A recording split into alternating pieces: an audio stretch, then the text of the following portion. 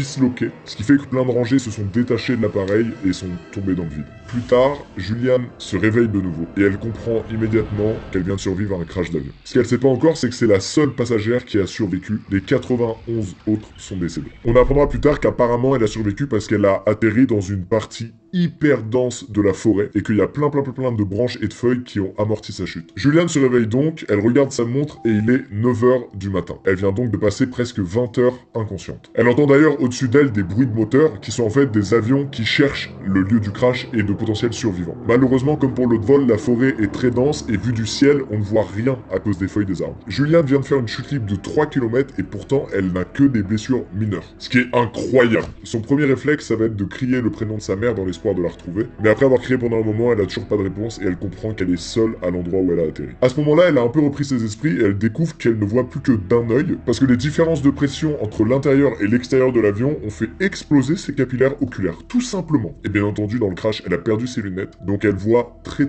mal. À ce moment-là, Julianne, elle a de la chance dans son malheur, c'est qu'elle connaît la forêt, elle connaît la jungle. C'est pas un milieu qui lui est hostile. Contrairement à vous ou moi, par exemple. Bref, Julianne se lève et se met à marcher dans l'espoir de trouver d'autres survivants. Elle va marcher une journée entière avant de tomber sur la dépouille de l'appareil, dans laquelle malheureusement sur les sièges restants, tous les passagers sont décédés. Mais dans laquelle elle va trouver un paquet de bonbons, qui va lui être très utile puisqu'elle n'a aucune nourriture avec elle. Rapidement, Julianne tombe sur une crique, un point d'eau. Elle suit donc ce cours d'eau et décide de marcher dans l'eau parce qu'elle sait que c'est plus sûr que de marcher sur la terre. Et oui, sur la terre, il y a des plantes toxiques, il y a des serpents qui sont cachés, il y a des insectes venimeux. Et elle veut mettre toutes les chances de son côté. C'est un réflexe par exemple que j'aurais jamais eu. Petite ellipse, on est 10 jours après le crash, Julianne est toujours en vie, mais elle est très faible. Se déplacer devient de plus en plus dur à tel point qu'elle arrive à peine à tenir debout. En plus de ça, elle a une plaie au bras qui s'est infectée, c'est-à-dire qu'il y a des insectes qui ont pondu des œufs dedans et qu'elle a maintenant des asticots qui vivent dans son bras et qui se nourrissent de sa chair. C'est horrible! C'est notre phobie à tous. Elle, ça lui est arrivé. Son état la pousse à prendre la décision de se laisser porter par le courant d'une rivière, plutôt que de marcher et de dépenser de l'énergie, ce qu'elle n'a quasiment plus. Plus tard, cette rivière va l'amener